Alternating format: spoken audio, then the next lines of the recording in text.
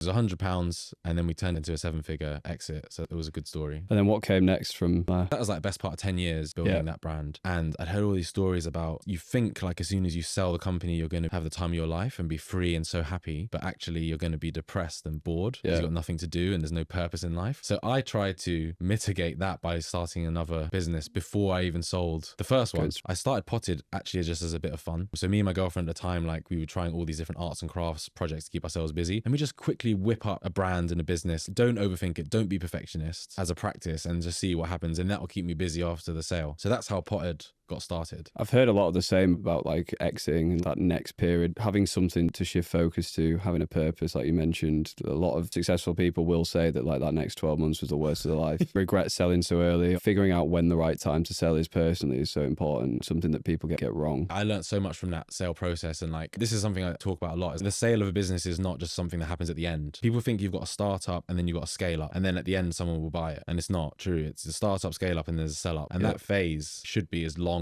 potentially as the other two. So people forget that. The irony is I wasn't bored after I sold the company. I was like, this is great. All I wanted to do was go gym.